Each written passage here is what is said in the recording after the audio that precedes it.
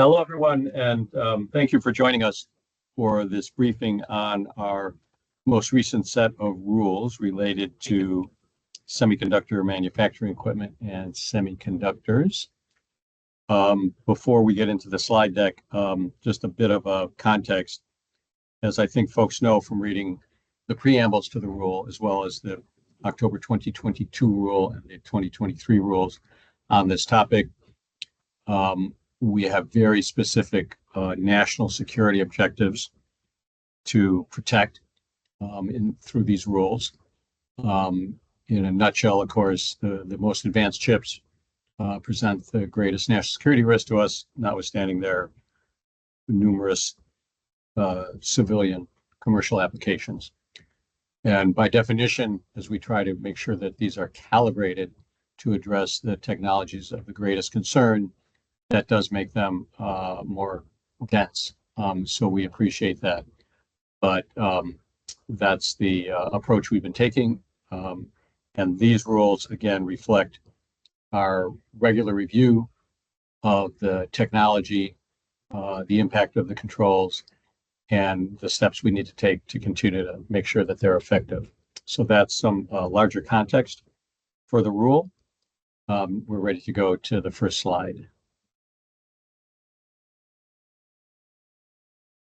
So process before we get into substance, I think as folks know, the rules became effective on public inspection, which was on Monday, for the red flags, the license exceptions, and the temporary general licenses. Of course, the rules were published today in the Federal Register, and then we have delayed compliance dates for the remainder, most of the remainder of the rule, particularly the Foreign Direct Product Rule footnote 5 portion and the regulations, the rest of the regulations. And that, of course, is the end of the year, December 31st. This is interim final, so we once again welcome public comments. The public comment period expires at the end of January of 2025. I would encourage the public, though, to the extent you have comments, they can be provided on a rolling basis, particularly if there's issues that might warrant coverage in frequently asked questions, which we don't have to wait until the end of the public comment period. So keep that in mind. If you have more pressing questions that the rules raise and you think would benefit from a frequently asked question or questions, we certainly can take a look at those. Okay, now on to the substance of the rule. So next slide, Sarah, thank you. So the rules have quite a few elements to step through. First, we are implementing controls on 24 new types of tools, as well as 3 specific types of software. And we're revising some existing Category 3, Commerce Control is Category 3, Export Control Classification numbers. So that's on the technology side, if you will. We also are adding controls on high bandwidth memory. And then we have 2 foreign direct product rules, one that applies to items going to the fabs with the footnote 5 foreign direct product rule footnote on the entity list, and then 1 foreign direct product rule on the semiconductor manufacturing equipment, the Category 3B items. And the key part here is that both of them control a foreign made tool if it contains essentially an integrated circuit that is captured by the foreign direct product rule. So it's not just the integrated circuit itself, but also the tool that contains that controlled integrated circuit. The rule also revises our technical definition of dynamic random access memory to more, I think, closely align with our understanding of the technology involved. For the tools, we have new national security and regional stability controls. We also have a new country list that is key to the foreign direct product rule. We have 2 new license exceptions, one for high bandwidth memory, another for restricted fabrication facilities, We do have some revisions to the temporary general licenses from the October 2023 rule, and we have 8 new red flags. And lastly, we have clarification of the license requirements for access to certain software keys. So quite a bit into these 2 Federal Register notices. All right, next slide, please. So the first Federal Register notice added 140 entities to the entity list, mostly in China, but some in Japan, South Korea, and Singapore. It also modified 14 existing entries on the entity list under China. Some of those entities, both added and modified, have a footnote 5 designation, which again is foreign direct product rule. We are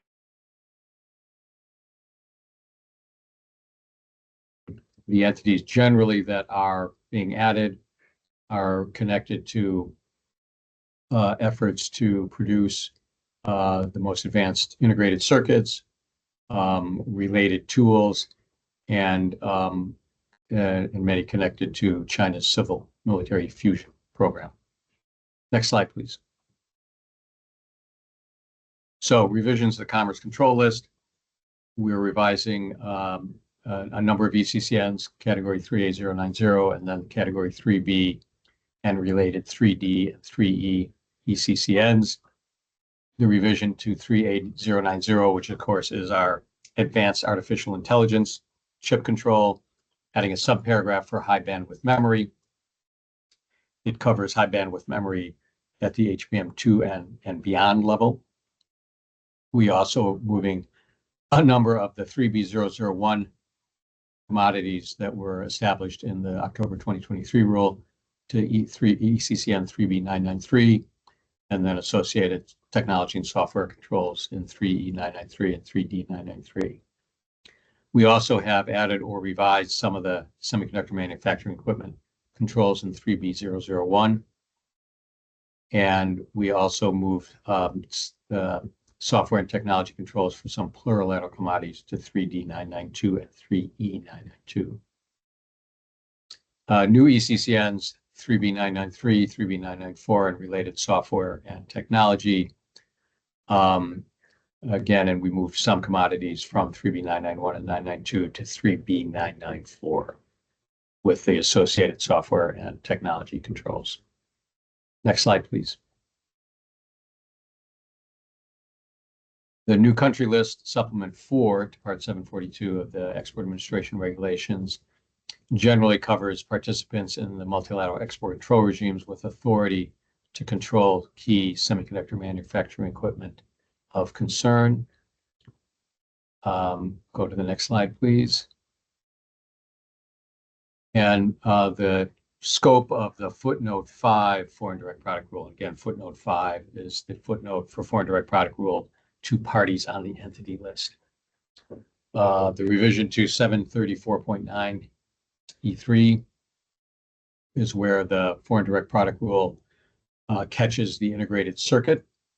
And then again, as I mentioned earlier, if the foreign product, in this case, a category 3 item, and you can see the specific category 3 items that are covered in footnote 6 on this slide, it catches, if it has an integrated circuit that's caught by the foreign direct product rule, that category 3B item is also caught.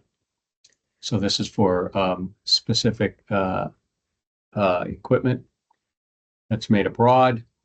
And again, the listing is below.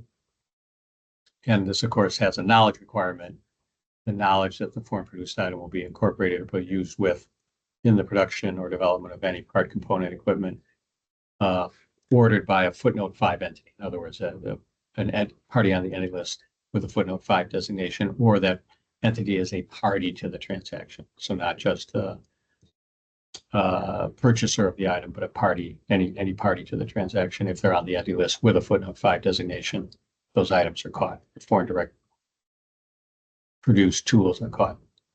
Next slide, please.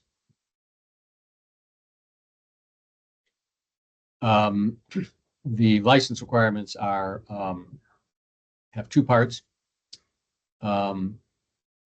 If the exports from abroad are from countries that are not listed in either country group A5 of the AR or supplement 5, foreign direct product rule applies to those 3B categories.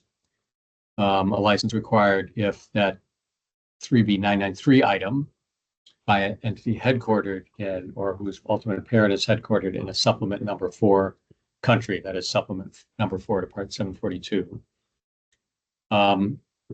Or if the re-export of the broader universe of 3B commodities is by an entity whose ultimate parent is headquartered in a country that is not in supplement number 4. So you've got those two different scopes of the foreign direct product rule.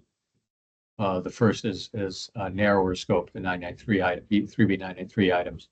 The second is more 3B commodities.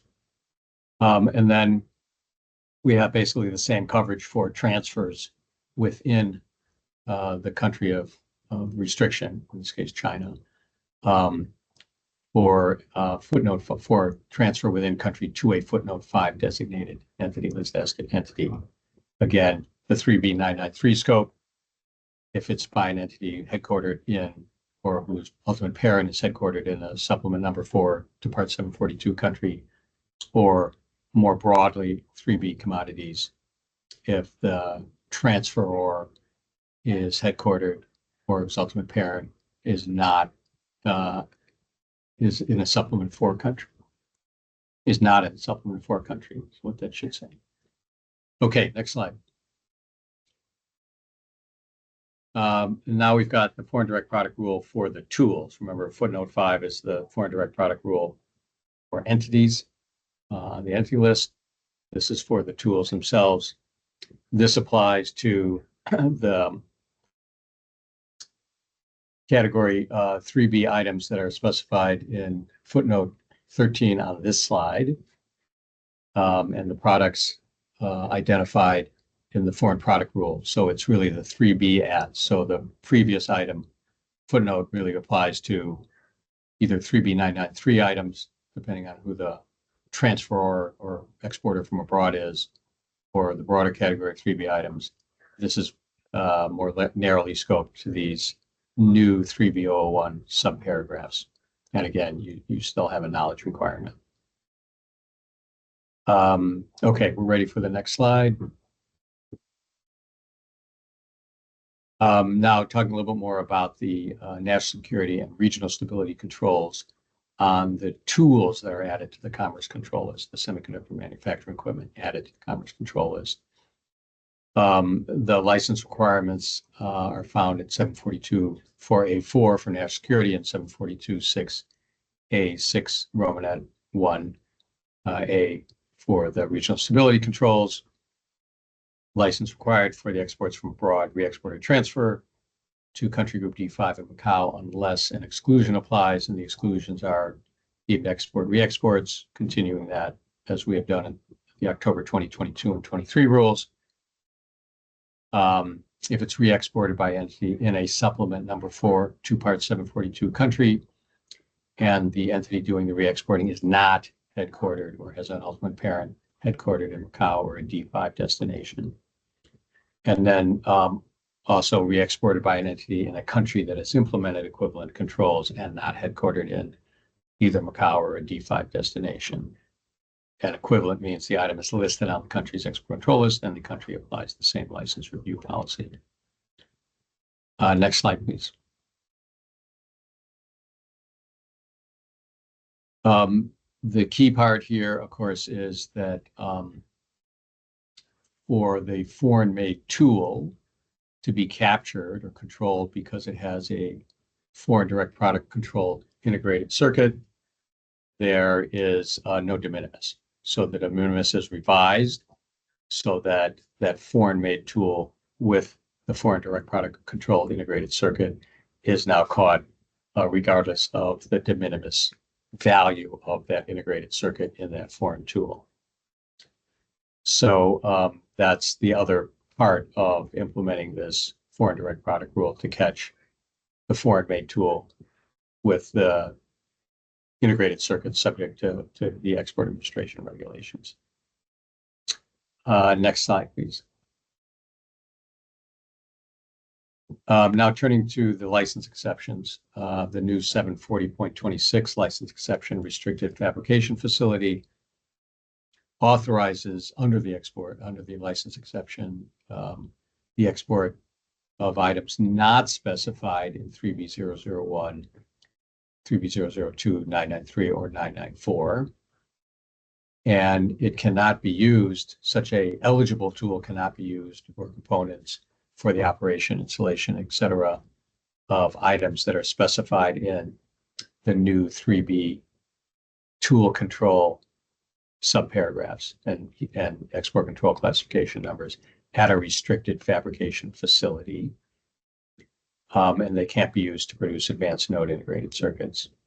So in other words, items that are not covered by the enumerated ECCNs can go under the license exception with these two additional restrictions, restricted end uses. And this license exception carries notification and reporting requirements, both notification prior to shipment of the eligible tool and reporting requirements on its use after it's been installed. All right, next slide, please. Here's the notification requirements in more detail. The use of this license exception, the exporter has to notify BIS 45 days prior to the export, re-export, export from abroad, or in-country transfer that identifies the end user's name and address, description of the items, purchase price, and delivery date of shipment. And if there's discovery that the end use has been changed to an advanced node integrated circuit production, you must notify BIS immediately.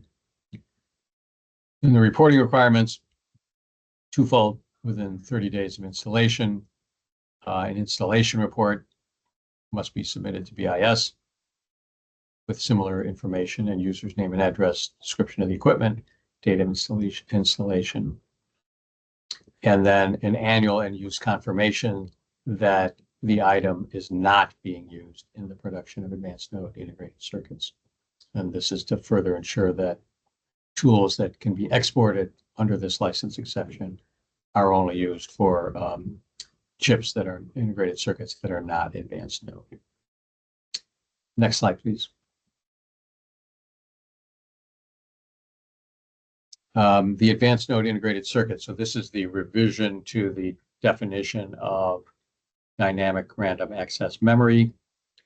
We've moved from the 18 nanometer half pitch of the earlier rule in October of 2022 to our view as a more precise definition, which is a memory cell area of certain size and a memory density greater than the gigabits noted per square millimeter. So it's both cell area and a memory density, and then some technical further description of how to apply this. Our assessment is that this doesn't change the scope of what's controlled, but it reflects the current technological reality of how the chips are being designed and produced, and is a more, as I said, precise way of defining this. Next slide, please. Then the other license exception, this rule creates 740.25 high bandwidth memory. We, as I mentioned, created the new export control classification number 3A090C.C. This is a license exception essentially for HBM2 under the following conditions. The exporter using this license exception must be headquartered in the United States or country group A5, without an ultimate parent headquartered in Macau or the D5 countries. It's limited to high bandwidth memory with density less than 3.3 gigabytes per second times the size of the die. And then there are additional limitations or requirements for use of this. If it's going to or within Macau or a D5 country, it must be directly purchased by an end user, not otherwise prohibited from receipt of the item. Go directly to the packaging site And then there's two alternatives here. If it's going to be packaged at a U.S. or country group 5 or A5 or A6 headquartered packaging site without an ultimate parent headquartered in Macau or D5, that's authorized. Or if it's going to be packaged at any other packaging site, then the finished co-packaged products must be sent back to the exporter for subsequent export to the purchaser. So a series of required conditions, and then on the packaging, two alternatives, depending on the ultimate owner of the packaging facility in Macau or D5. Next slide, please. And then there are restricted end users. In other words, this license exception cannot be used to export to distributors, to intermediate consignees, unless they're hired by the packaging site for freight forwarding or customs clearance. And they can't go to a facility where there's co-packaging in Macau or a D5 country where the production of advanced node ICs occurs. And again, advanced node ICs are defined in our October rules. And there also is a reporting requirement on the use of this license exception. Next slide, please. Temporary general license order, general order number 4. There are two temporary general licenses. TGL1 covers less restricted semiconductor manufacturing equipment, parts, components, or equipment. And the first prong of TGL1 covers items controlled at the anti-terrorism level only. And the validity deadline for that temporary general license is extended from December 31, 2025 to December 31, 2026.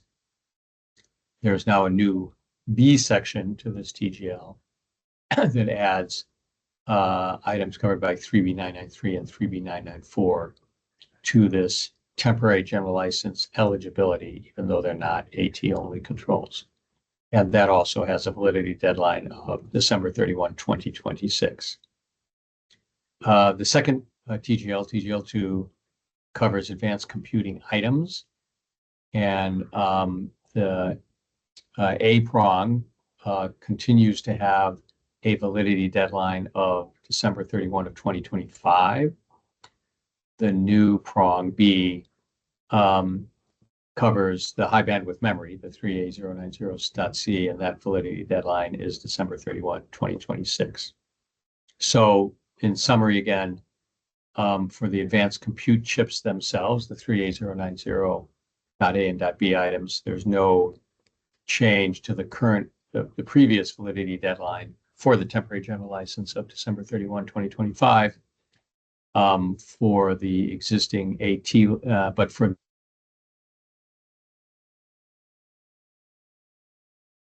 December 2026, and for the AT-only tool eligibility for TGL1 also validity deadline now extended from December 31, 2025 to December 31 of 2026.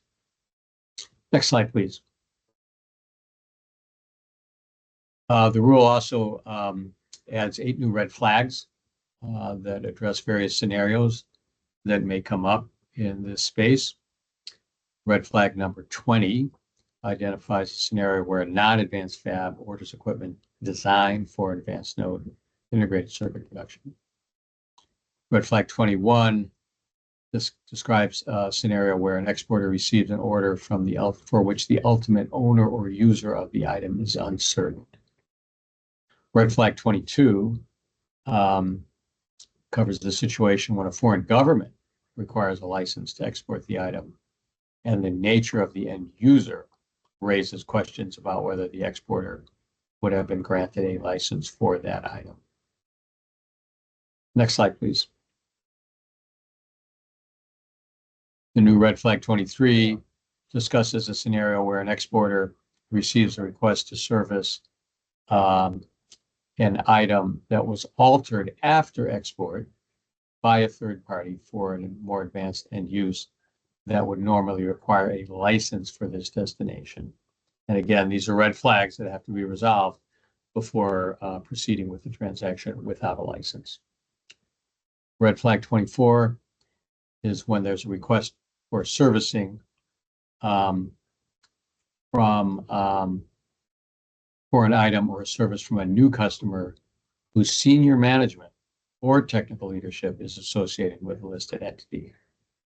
And this is a scenario that we have seen. Next slide, please. Red flag 25 concerns a request from a new customer for an item or service that was designed or modified for an existing or former customer that is a footnote 5 entity for items requiring a license to this entity. So a new customer seeking the same item that was previously sought by a restricted entity party on the entity list. Red flag 26 involves the export of a foreign produced item that's described in category 3B ECCNs. Again, category 3B are the semiconductor manufacturing equipment with a footnote 5 designation or a semiconductor manufacturing equipment footnote, a foreign direct product rule restriction. And that item contains at least one integrated circuit. The red flag here, and this is where the red flag is that the foreign produced item meets the product scope of the entity list FDP, foreign direct product rule. This is where essentially it's a presumption that any integrated circuit that might be in a semiconductor manufacturing equipment is caught by the foreign direct product rule, and therefore under this rule with no de minimis, the foreign produced tool is also caught because the integrated circuit in that tool is covered. Next slide, please.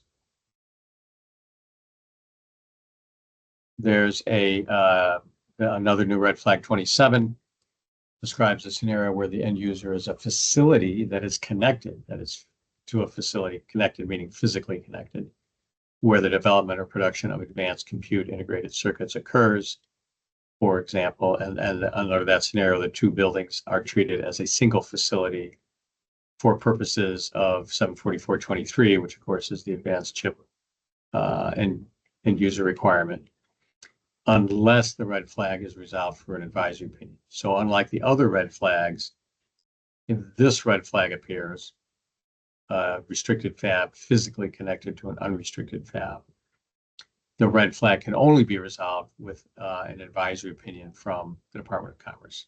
So unlike all the other red flags, where the exporter ultimately makes a decision as to whether they resolve the red flag and can proceed without a license or need to come in for a license, in this case, the red flag can only be resolved with an advisory opinion from the Department of Commerce.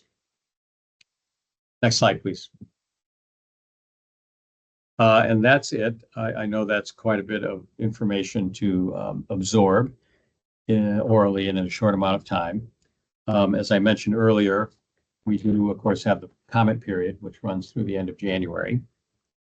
And certainly, if there are more pressing clarifications or questions that could be dealt with frequently asked questions, those could be submitted in this process well before the deadline, so that we can start looking at them and assessing whether they warrant FAQs or some other mechanism to clarify or answer or resolve. So with that, I thank everybody for listening in. And again, I anticipate that we'll be having additional sessions on this topic, as well as likely frequently asked questions, and always are willing to answer specific questions, whether through advisory opinions or otherwise. So thank you all.